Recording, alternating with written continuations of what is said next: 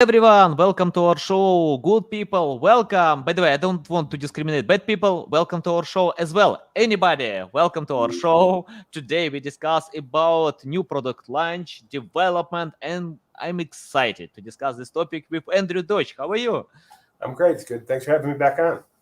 Yeah, it's a big pleasure. I remember our first time. You share a lot of insights. So for me, I love learning a lot. I'm a student in this life. So when I get new skills, yeah, it's a good time. It's a good time always.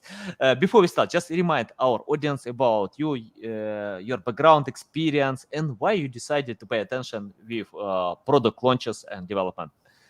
Sure. Yeah, my background have been in global trade for more years than I care to admit. Working in strategic marketing in 120 different countries over the years. Uh, our core business, Fangled, Fangled Group is a strategy first strategic marketing organization. And I decided today, since we were going to talk about product launch, to bring up where I've been directly involved now for, it's been 8-9 months, with a perfect example of how products should be launched in the global market. So SmartSoda is a great example for us to use as sort of a conversation piece moving forward. Love it. Yeah, nice. Okay. Can you tell where to start? For example, if some companies create high quality products, competitive products with their unique selling proposition, can you share where to start, what to do in the first stage? Yeah, stage one is the key, because this is where things either happen, might happen, or should die. So in a product launch, there's three categories that we sort of look at. One is I've recognized a true pain, an issue, a problem in the market that everyone else also recognizes. They know it's a problem, and when they see my solution to that problem, they immediately recognize I have a solution to that problem. I get it. The second category is there's a huge problem in the market. We recognize it. And when you see my product, you not only, as before, you recognize it solves my problem. It's so obvious that you didn't even realize you had the problem. But not only did you discover the problem, but you've also got the solution in hand. And then the third is I've invented something that solves a problem that nobody ever had, nobody ever will have. But if I can BS you enough, you might want to buy my product. That's the stuff that you see on TV at 2 o'clock in the morning. You know, we've solved the problem with can openers, and you kind of go, I never had a problem with a can opener in my life. Why? How is this going to change my life? Or this is the new way of putting on shoes, and you go. So those, if a product comes to market where somebody's invented a solution to a problem nobody ever had, immediately it's time to walk away and go on to something better. One year ago, a guy had made a piece of equipment that was designed for you in your bathroom. It cost, I think, $20, and you would save all the little slivers of soap after your shower, and eventually it would create its own new cake of soap, so you wouldn't waste any soap. And in the conversation with the guy, I said, well, what if I just took that sliver and stuck it to the next bar of soap and used it then? Why am I going to spend $20? The other aspect of it is, if you go to a wholesale club and you buy 12 bars of soap, they're what, 20-something cents a piece? How many bars of soap do you have to make in the 50 years of your life to actually pay for this stupid piece of equipment that wouldn't do anything? So that category we discard.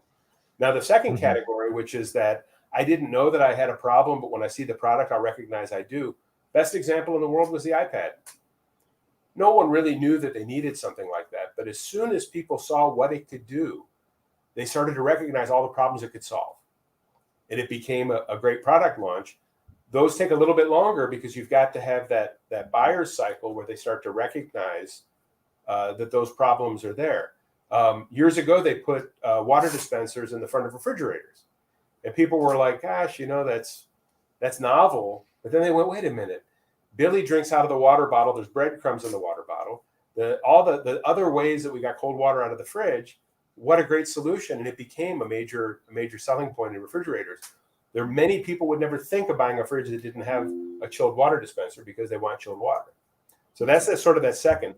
Now, SmartSoda and many of the others, these are what I call the gold, the platinum, the whichever metal you believe, products to go to market, because it's everybody with the exception of 1% recognize.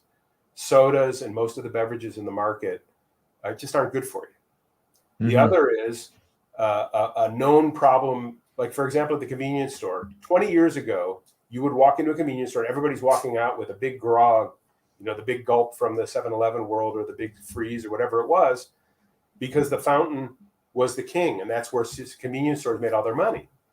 Now, most people want what they call value-added waters and things like that. So they go to the cooler, and they'll pay $3.50 for some sort of an energy drink that's only 10, 12 ounces, where they could have gone to the fountain and gotten a drink that's 5 times that size for less money, but there's nothing there that they want. There's a whole series of problems in the beverage industry. And what SmartSoda did is they made truly the healthy alternative that not only replaces all of the bad ideas of some of the sort of dangerous products in the market, or the unhealthy products, I should say, not dangerous, but in a way that the consumer immediately recognizes that it's for them. So convenience store owners go, wait a minute, I can sell at the machine what was in the cooler at a higher margin. If somebody gives me $1 at the fountain, I get to keep 50 cents of it. If they spend $1 in the cooler, I get 10 cents. But also the consumer goes, I can finally get that drink that I want back at the fountain and get more of it for my money. So there's so many, and I'm just touching the surface of all of the ways that it solves a problem. If you're a kid whose parents don't let you have sodas because they have high fructose corn syrup in it, these guys have a healthier sugar. It's an organic sugar. If you don't want sugar at all, they have flavored waters. And then they sort of took it to the next level and created the ability to mix and match with what's called a functional shot. Imagine you can go up to a machine and say, you know what, I'd like a sparkling mango water, but I want it to be an energy drink. You can actually create it at the machine. So in one location, you can have a combination of 100 and something different drinks that for the consumer makes them happier because they're getting more for their money. It tastes good. And for the convenience store, they're making more money, and they don't have to stock. They don't have to receive all the deliveries. They don't have to fill the cooler. So it's a perfect fit for what we were talking about. And I can show you some other examples too, besides just SmartSoda. But in the world of product launch, if you've got a known problem that you can solve better than anybody else, and people recognize your solution is the solution, that's where product launch is super, super smooth. Love it. In marketing we have interesting quote: if you sell to everyone, you sell to no one. And I like your examples about learning customers and think how you can help them to decide their problems, because existing solutions can't help it. By the way, I think most recognizable products appeal when that was hard time to consume existing products. Can you tell more about how to learn customers at that point? For example, if someone wanna decide customer problems, how to learn and gain this data to know what kind of problems they have, and think how it's possible to create such product that will provide something that competitors don't have. Yeah. Well, the first stage of it is, and this is another place that gets a little iffy when you're in the consulting world, is you as the inventor, you as the person who wants to bring a product to market, forget that you're not your market. So, I have a hobby, and I've found a way to solve a problem in a hobby that's phenomenal. And it works for me. It doesn't mean that anybody else is going to agree, anybody else is going to like it. It also doesn't mean that the size of the market is big enough to bring a product to. Imagine that you've got some sort of an obscure personal hobby that you do, and you come up with a tool that completely and totally solves the problem for that hobby. But in the world, there's only 3,000 people who do it. So you need to understand, outside of yourself, how many other people have this problem? Well, do they have a need to fix the problem? Do they recognize it as something that they need to fix? Do they have the money? Is your solution an economical solution? Like, for example, if I told you that I just solved a way to repair a flat tire on your car, but the tool that's going to sit in your car, a robot that does that you might use once every 6 years, costs $50,000. Now, look, a flat tire on the highway is dangerous. So you'd push a button on your dashboard, trunk opens, robot climbs out, lifts your car, changes it, even in the rain. Beautiful thing. It'd be wonderful if it existed, but if it costs more than your car, is that a viable product launch? Is it affordable? Can it really fit within that economic model? So there's, the fact that you think it's a great idea and you can afford it doesn't mean that the market's going to accept it. So there's lots of factors that play into this this space. And the other side of it is, is it something that somebody else could easily creep in, and now that you've solved the problem, come right alongside of you and do it even better? I don't spend much time looking back at what everybody else is doing because it takes the focus away from moving forward to make things happen. But you got to know, is your solution unique? Is it patentable? Is it something that others can't copy right away? Or you solve the solution to the problem and all of a sudden your competitors or people who are already in the market go, I just make one tweak and this guy's dead. So all of those factors have to be really looked at. And the challenge many people have too is that their excitement to launch that new product should have been replaced with silence. You have to kind of work in a bubble to be ready to launch before you start to alert everyone else that it's kind of, you take your kid to the petting zoo. There's a whole bunch of animals to pet, and they're all really calm. And the little kid says, "No, I want to run out there and I want to pet that." And you go, "Well, why don't we take it slow, not let the animals know that we want to pet all of them. When we get up to them, we can. Because if you rush out there, they're all going to scatter. You won't get pet any of the animals." Yeah, love it. Love these examples. Okay, I have two different quotes in marketing. For example, good marketing can destroy bad products. We know about that. And the second way, many entrepreneurs proclaim you need to provide a raw version of your product when it's not updated to learn customers' feedback. For example, if you know that you can develop, innovate, but it's better to launch some not good version, but you can learn feedback and know exactly what you need to develop and innovate, especially when you have limited resources. Can you tell how to find this balance between the first version and marketing? Because if we waste a lot of money with marketing with bad product, it doesn't work. What do you think about that? Well, again, it's the homework aspect. If you don't do the research up front to find out if in fact it's you who's excited or the market will be excited because you're not your market, you could fall into that pitfall. The other aspect is that if you don't properly test among the crowd, you may miss out on many of the unique benefits that are there that you don't even recognize. I can't tell you how many projects I've worked on where the problem that we solve was our main focus, and before long we realized that we were solving 4 other problems we weren't even aware of with the same product. It may be that the size of a competitor's product was an issue, we didn't know it. So you have to know how to very stealthily do your research to not alert the market of what you're doing, but also really understand what the market is interested in, not what you're interested in. So I'll give you a fun example. So one of the other products from these guys, from SmartSoda, is the Smart Slushy. The slushies, that drink that the kids want at the convenience store that turns their teeth colors. And if you really look at the ingredients, most parents probably wouldn't want their kids drinking it. It's got petroleum-based dyes. It has high fructose. It's got there's nothing in there that should go into your body as far as I'm concerned. So we were looking at this market, and it turns out that the main reasons that parents say no is because of the artificial colors, the horrible high levels of syrup, sugars, and things that are in it. It's really unhealthy for the kids. So the product became the Smart Slushy, which is made with an alkaline water.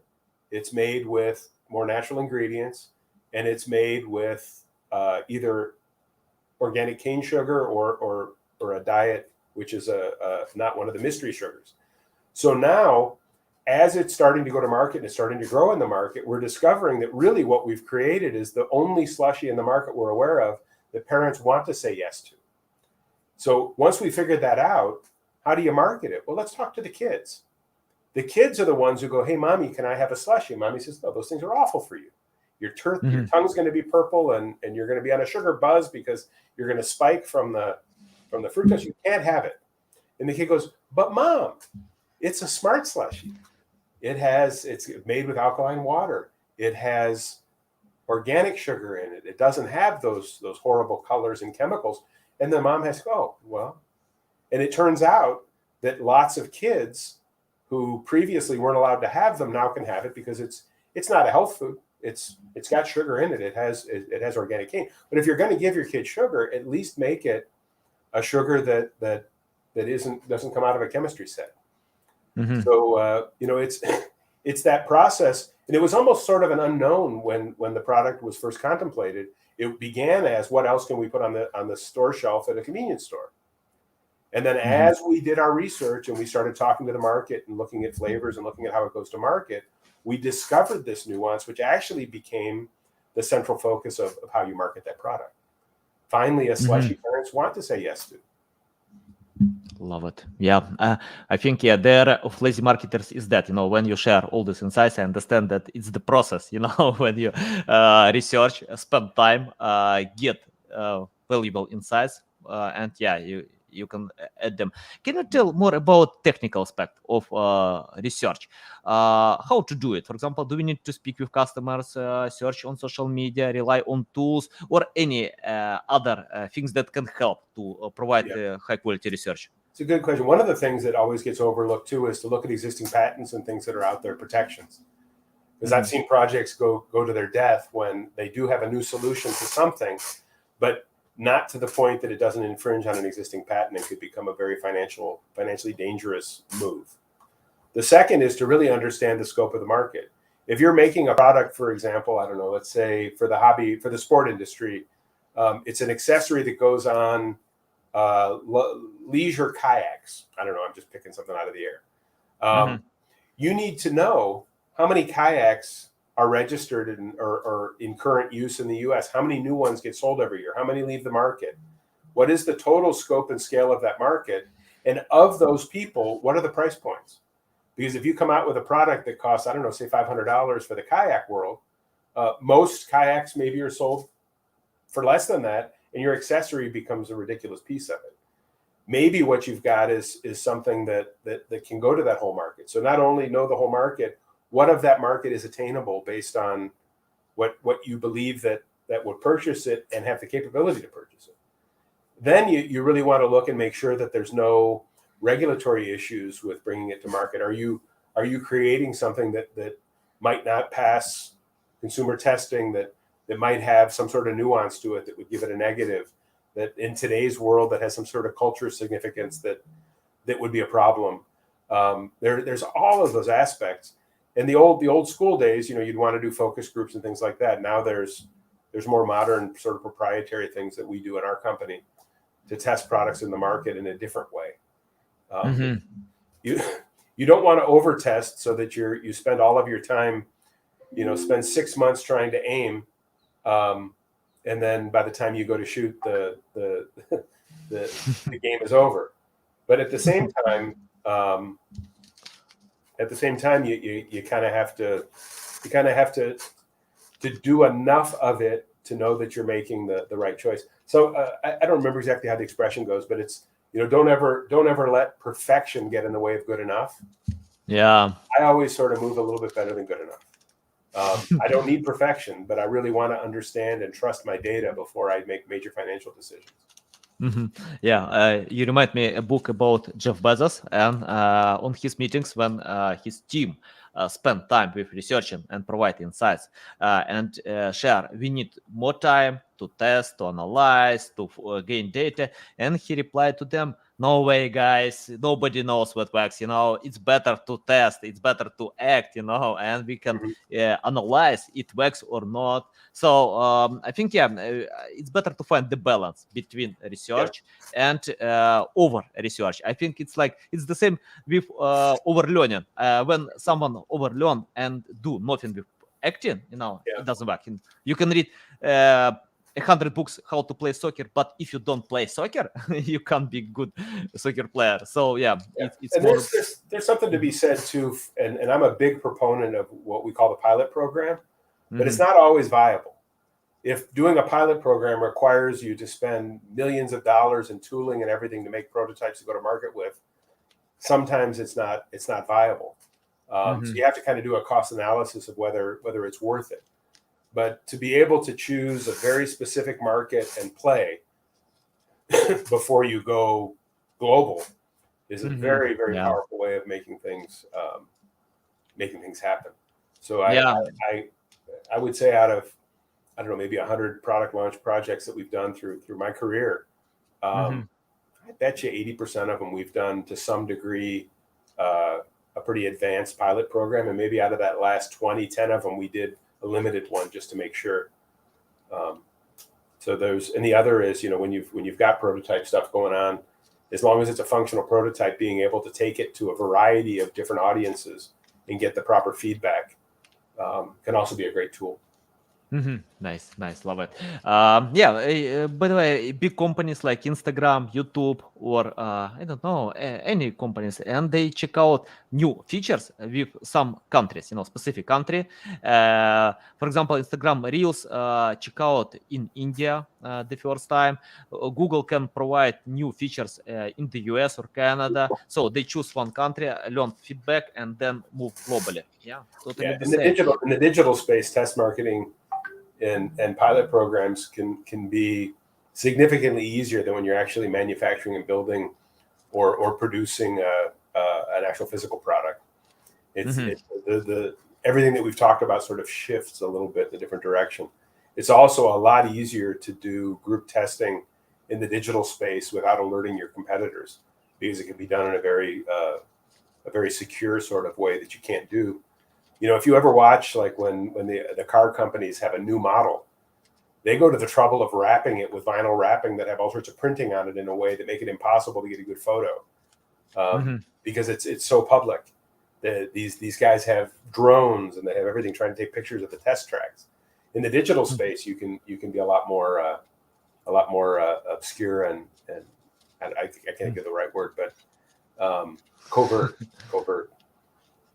Okay, got it. Okay, let's talk about the first day of launch our product. We have many different marketing channels to promote products and PR campaigns. Can you tell how to choose the right channel or PR campaigns for the first day when you wanna say about new products? Part of that initial marketing research, let's go back to the beginning again, is we recognize that there's a problem and we have a solution. The next step is, who are the people who recognize this problem? Where are they and where do they live? Where do they play? And if you're doing that proper research, and again, is it an industrial mechanical product? Is it a consumer product? Whatever it is, those aspects, and also digging in once you know who they are, where they are, is where do they get their information? Who do they trust? And what are some of the pitfalls that exist in that market? Then you can start to build a strategy around how you communicate with them to make sure that they recognize immediately what it means to them. Because at the end of the day, 99% of proper marketing really boils down to a what's in it for me analysis. If I, as the consumer, recognize what's in it for me immediately, I'm in. If I don't recognize it, many times I'll find out a year or 2 years later that I missed out. The messaging was so bad that I didn't even investigate. That happens to me a lot with advertising. I'll see some company with just annoying advertising on television, and I don't reach out to them because I'm just annoyed by them. And later on, I find out that it was the best option out there, and I shouldn't have there's a company here in town that does power washing services. I'm not going to say the name, but they advertise the hell out of themselves. And in my mind, as a guy who's in the marketing world, if they're advertising that much, it's going to cost me a fortune to do business with these guys because I'm paying for all those ads. Well, about 6 months ago, I got a call and said, look, you guys are too expensive. And the guy says, well, I've already done a quote because we looked at your house from a satellite image and it would cost this much to do your house. It was half of what I've been paying. So had they reached out to me in a different way initially, I'd have been using them for years. But because of the way they go to market and their annoying television commercials and just the inundation of ads, in my mind, they weren't somebody I would want to do business with. And the guy just got lucky that he caught me on a good day when I wasn't making telemarketers reconsider their career path. that I happened to he caught me in a weak moment and I listened to him, because normally I don't. So yeah, got it. all of that's important. I think it's a, when I'm searching for a new specialist who can help me with my projects, I never start searching for their prices, because good experts know how much to charge, because they can estimate their time, skills, experience. So of course, when I have a list of people, then I can analyze, do I have the budget to cooperate with them or not? And for me, it's better to order less but quality than to order a lot but mediocre quality to get this generic advertisement. I'm not sure. As you shared before, it doesn't work. Going back to my answer, though, there's sort of a second part. If you're recognizing that when you're going to launch that there are specific, clear, separate markets that you're dealing with, then your strategy has to be, how do I reach each one in a way that they want to be reached? So, for example, if you're in the beverage industry, you're selling to restaurants, of which you can either have table service or self-serve. You're selling to convenience stores. You're selling to businesses who want to give drinks to their employees to make them happy and healthy. So the messaging for all three is completely different. The value prop is completely different. Same product, we're solving all of these problems, but for each of these segments, the problem we're solving is slightly different, and the benefit story is slightly different. So again, when you go back to the core of doing your research and you recognize, and you may choose based on budget and based on focus, there's 5 significant segments that I can sell my product into, but I'm going to go after this one first because this is the one that has the easiest entry and the one that we know the best. And then we'll go to the second, we'll go to the third. You may choose that you can go to all of them at once and see what happens. It depends on the scale of your company, the resources that you have. But all of that is part of that strategy building for launch, because everyone's focused on the day of the launch. The focus should be all the things that got done, to get to the point of that launch. Yeah, love it. Okay, let's talk about writing the right message or crafting great advertisement. Where to find ideas? For example, when I check out competitors, I can for example, I read a few marketing books that you need to learn your competitors, and most companies don't understand how to learn competitors because they just copy them, repeat the same. But all products have their advantages, disadvantages. It's better to find your unique selling proposition. Can you tell how to find ideas to create awesome marketing campaign that will actually work? Yeah, you're getting onto one of my favorite topics. So as a consultant, the first thing that we typically ask somebody who's asking us for help is, why would anyone want to do business with you? Well, why would I do business with you as opposed to your competitor? That's the first thing we usually ask. And 90% of the time, and I like to make up statistics, 50% of the time. But we'll ask that question, and almost always the response isn't correct. Most companies don't know why people do business with them. An example years ago was a company that manufactured a packaging material. And they said, people do business with us because we source domestically, because we can, and they made a list of all these reasons that people do business with us. And all of them were basically what in poker you would call table stakes. The reasons that people do business with you is because you make the product the way you're supposed to. No. Why do people do business with you? Well, the research was done, and we talked to customers who love them, customers who occasionally buy, and customers who ran away and refused to do business with them anymore, to understand, why did you do business with these guys? And it had nothing to do with their product. It had to do with responsiveness, the ability to customize and do. It was all about service and support, not about the product itself. Everybody's got the product, but buying from them, if I'm a buyer and I goof and I didn't order, these guys will get me on the schedule this week, not 2 months from now. And if I have a product that has an issue and it needs to be resolved, I can get to a person and get it resolved in days, as opposed to having to get into their RMA system and spend hours trying to figure out their bureaucracy. So all of that is part of understanding. Again, most companies believe they know why people do business with them, and I would tell you that most do not. Most do not. Yeah, I often see that. When I have a new client, I always ask, please tell me your unique selling proposition. And I see when businesses are obsessed with their competitors, but they don't think more about customers. Like Jeff Bezos, he proclaimed, we are not obsessed with competitors, we are obsessed with our customers, to satisfy them, to help them to decide their problems. I think it's a good idea to highlight your unique selling proposition and find your customers, target audience, and sell to them, than trying to compete with the whole market, big companies that have huge resources, and to find your way. I'm interested about learning. Can you tell? Because I have I think like I can divide my audience with someone who wanna set up marketing campaigns, sell their products, and the second type are students who wanna jump on this field. Can you help the second type of my audience how to start learning about product development, launching products, and marketing campaigns? The best school is to find the right mentors who are successful in the field and learn. And we have a real challenge right now, because the youngest generation thinks that their ability to use technology puts them in front of everybody else.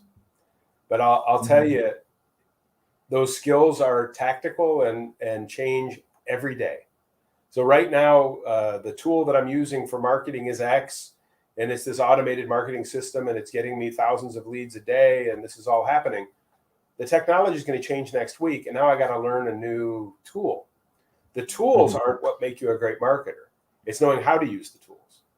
So, no email campaign. If you're an expert in, I don't know, MailChimp or Constant Contact or one of these email things, and you know how to make it work, and you know how to make emails go and follow up and track and all of that, that's fine. You know how to write an email?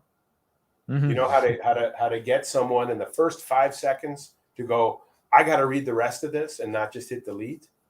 So the skill sets of using it. I'm really big as a woodworker. I built all the cabinetry in my house. I built my own furniture and all of that. I know guys that have the most beautiful wood shops you've ever seen. Tens of thousands of dollars with lathe, table saw, the greatest tools you ever saw. And they don't make anything because they don't know how. Owning the tools doesn't make you the master. So you got to put in your time. You don't graduate from college ready to be the VP or chief marketing officer of a company.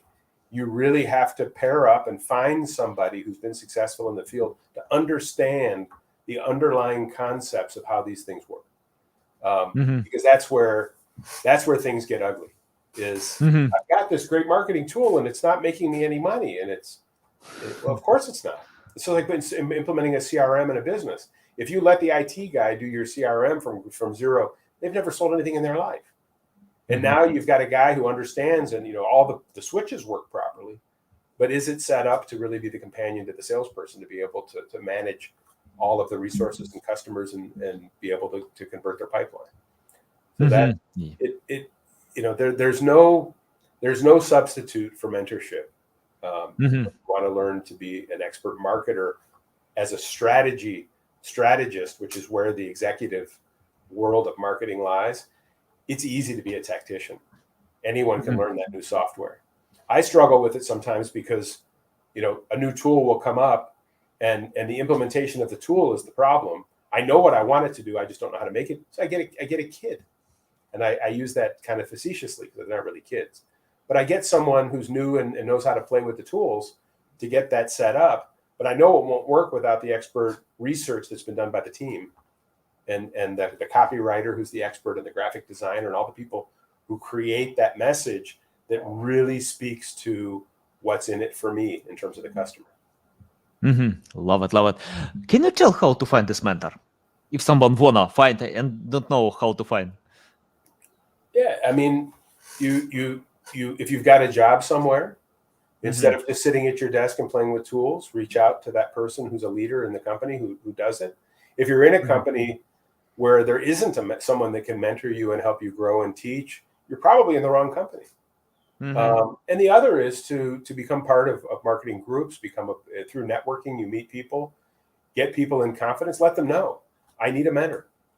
You're an expert. I would love to learn from you. Most people are willing to spend a little bit of time with you. I can think back in my career, long before any of this digital marketing stuff ever existed, of just some brilliant business people who I, for lack of a better word, glommed onto and said, hey, I want to learn from you. And they were honored that someone wanted their expertise.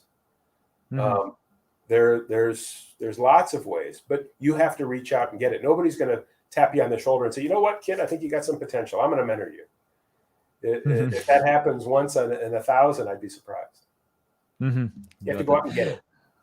Yeah, totally. Yeah, it's better to communicate with social media groups to find, for example, I love reading blogs. Someone loves listening to audio podcasts. So it's up to you just to find great authors. Why not? You can learn from them as well. I'm interested about the future. Can you tell or forecast the future? What kind of future are you expecting when new technologies are coming? I mean, like AI, metaverse, and many other stuff, Web 3.0, and something like this. Yeah. Yeah, the AI, which is always a funny topic because most people who tell you they have an AI or machine learning really don't.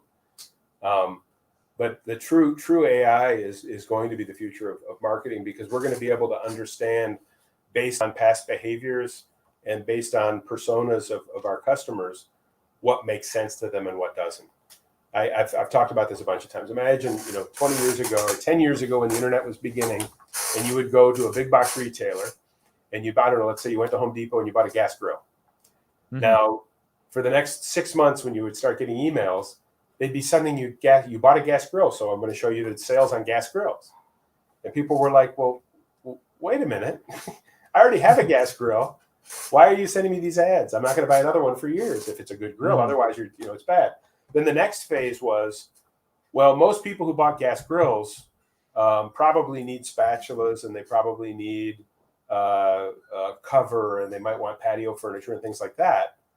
So with that in, all of a sudden the ads started to make sense, but they were still repetitive. Now with an AI, you actually can look at that customer based on their demographic, based on their persona, based on the other items that they buy. And it may be that people who buy gas grills also, for some reason, 80% of those people who bought gas grills and these things, based on the pattern of purchase, are prime buyers of bricks. I don't know. But through an AI that learns who you are and your behaviors and compares you to other people's purchasing, all of a sudden the ads can be customized to folks.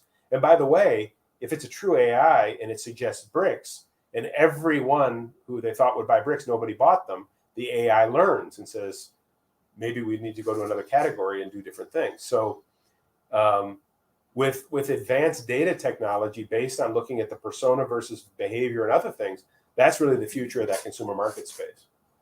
Yeah, love it. I think AI tools are not ready today to provide the complete job. I'm not sure in the future it will be happen, but today we can consider them to simplify your researching data or creating content. For example, I'm using AI tools and I compare my data, for example, my speed with writing myself and with AI tools. I can do this job 10 times faster, because these tools can help to find data. I need to edit to provide other job, and it works well. So I think it's not the future, it's today, we can consider them. Yeah, I think the next generation of it is going to make a lot more sense in terms of its usability. Yeah, totally. Thanks a lot, Andrew, for all your insights. Tell our audience how they can reach out to you, learn more about you, follow you. Yeah, I'm right here. No, they can I can see. easily find me on LinkedIn. You can either probably reach me directly through SmartSoda or through Fangold Group. I'm easy to reach. I'm sure you'll put all my stuff in the notes for the show so people can find me after. But yeah, just look me up on LinkedIn, connect, and we can talk. Okay, nice. Guys, you can reach out to Andrew. Find links in the description below. Listen us on Apple, Google, Spotify. Thanks again for your time. A big pleasure. Always valuable insights. Love learning from you. Guys, you need to follow Andrew to learn more about modern marketing. Okay, guys, see you. Thanks. Bye now.